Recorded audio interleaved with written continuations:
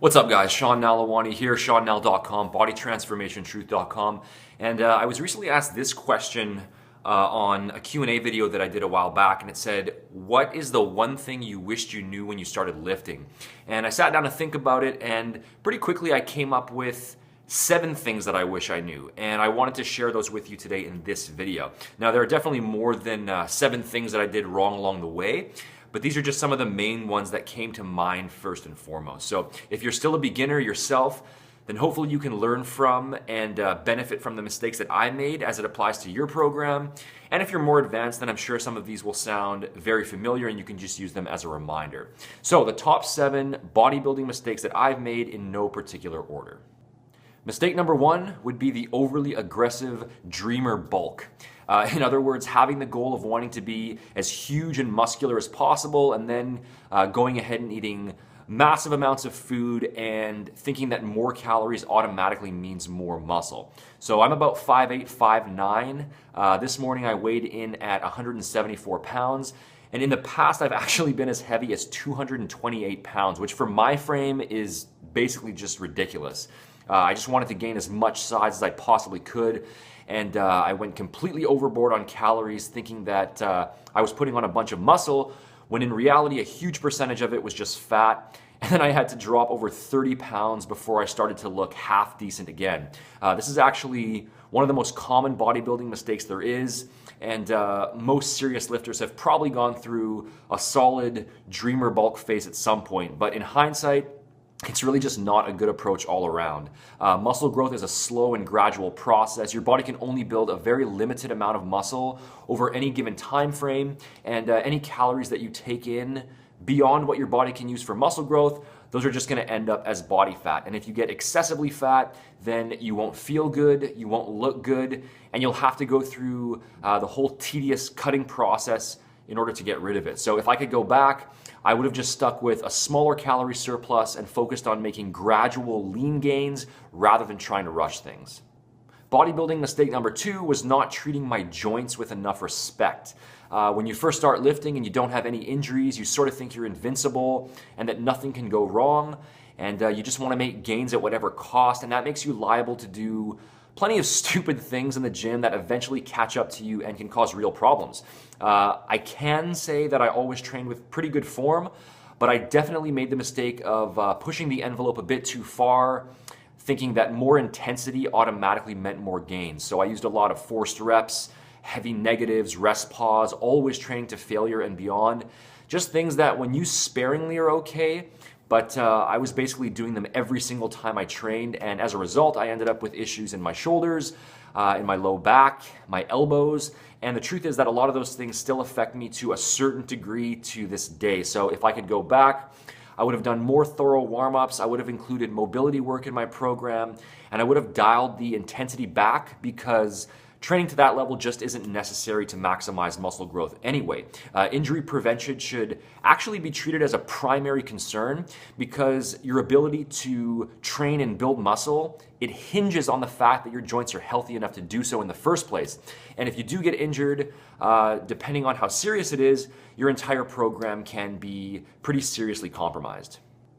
Bodybuilding mistake number 3 was being overly concerned with small nutritional details like meal frequency and meal timing. Now, back in the first few years when I was getting into bodybuilding, it was common knowledge that you needed to eat a meal every 2 to 3 hours to stay anabolic and to keep your metabolism boosted, or that you needed to have fast-absorbing whey protein and simple sugars within 10 minutes post-workout, or that you needed slow-release protein before bed. All these little highly specific nutrition strategies that are now generally referred to as bro science, and that we now know for the most part just aren't necessary. Having to sit around all day worrying about getting in a meal exactly every 3 hours, or consuming specific types of foods at different times of day for various reasons, that was one of the bodybuilding mistakes that caused a lot of unnecessary stress and forced me to structure my day around food a lot more than was necessary. So if I could go back, I would have just focused on meeting my overall nutritional needs for the day as a whole, and I would have just spaced my meals out based on my hunger and on my daily schedule. I would have gotten the same results that way, and it would have hugely simplified my eating plan. Proper muscle building and fat burning nutrition is mostly just about the big picture, and worrying about exact meal frequency or exact meal timing. I mean, it can have some application depending on a person's specific goals, but for the vast majority of people, it won't really make any noticeable difference to their results. Mistake number 4 also ties into nutrition, and that mistake was being overly concerned with individual foods as being good or bad, rather than just looking at the overall dietary picture as a whole.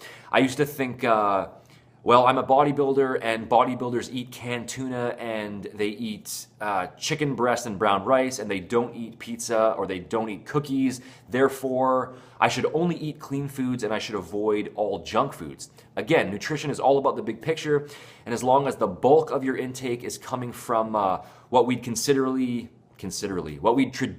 consider healthy, minimally processed whole foods, then it's not going to negatively affect your results if you include a bit of junk food in moderation. So if I could go back, I wouldn't have sat around eating tuna straight from the can, or choking down certain protein shakes that I really didn't want to drink, or thinking that I could only eat brown rice and never eat white rice, or things like that. I wish I had just recognized that it mainly comes down to overall macro and micronutrients for the day as a whole, and not individual foods, because that would have made my diet a lot more enjoyable and less stressful as well.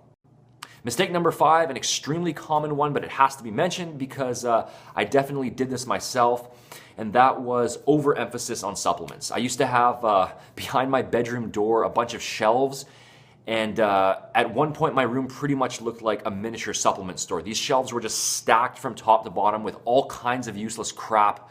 Glutamine, nitric oxide boosters. I took testosterone boosters, different types of protein powder to suit different situations. You know, a fast absorbing protein for post-workout and a slow release protein before bed. I had pre-workouts, I had amino acid pills, just so many different things. And this was for a teenager who only worked part-time and didn't have a lot of money to spend in the first place. Now, you guys know that I'm highly critical of the supplement industry now. And the fact is that it's completely justified, because most of what's out there is not worth your money, and it won't have any real noticeable effects at all.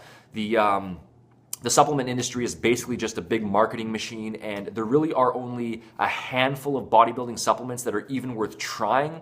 But of course, back then I wasn't aware of that. So if I could go back, especially at that stage, still being a novice, I would have saved the probably thousands of dollars that I wasted and just stuck with the basics. So shifting gears a little bit, mistake number 6 is that I wasn't skeptical enough of the bodybuilding advice that I was receiving from others. So a lot of times when you're new to a subject and you don't know a lot about it, you tend to just accept at face value what the experts in that area tell you. So if some jacked guy at the gym told me something about training or nutrition, I just assumed it was true. Or if I read something online or in print, I just assumed it was true. And I even assumed that what people working in supplement stores told me was true. And I'm now fully aware that the bodybuilding and fitness industry is actually completely full of misinformation, and that some of the people, for example, right here on YouTube, some of the people who beginners look up to most regularly put out misleading advice, either by accident because they don't know better, or intentionally to try and sell products. And in becoming aware of just how much misinformation there is in the area of fitness, it caused me to become a lot more skeptical in other areas as well, which I think is a good thing, because it causes you to search deeper and look for more evidence behind things and find the real facts, rather than just accepting what anybody tells you at face value. So if I could go back, I would have been more scientific with my approach. I would have taken the advice that people gave me and held it to sort of a higher level of scrutiny. And if I had done that, then maybe I would have been able to avoid some of the mistakes that I've mentioned up until now. And finally, bodybuilding mistake number 7 is that in hindsight, I feel now that I just took the whole thing a bit too seriously, and that I should have had more overall life balance. So I was the guy who would turn down invitations to go out because I was worried that I wouldn't get my meals in. I was the guy who would be training at the gym at 9 p.m. on a Saturday night, or who would get stressed out going on trips because I thought I might miss a workout. And at the time, I thought it just meant that I was being hardcore and that I was sacrificing to win. But in hindsight, it was actually just unnecessary to take it to that extreme.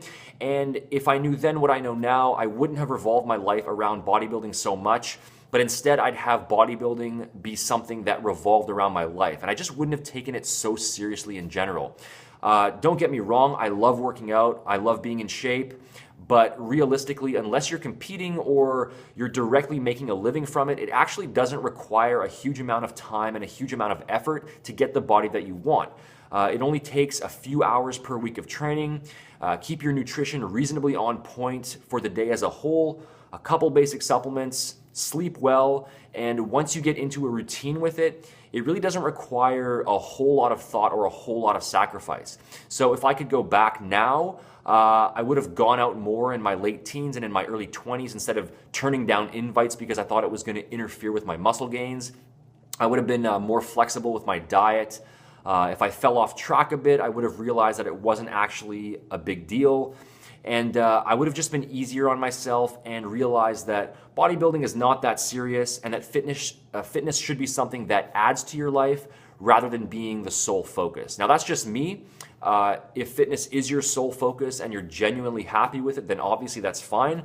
But in retrospect, now looking back and in having changed my ways a bit to where bodybuilding and fitness is something that I just do, but I don't think too much about and don't get stressed out about, I can say now that I'm definitely more content this way.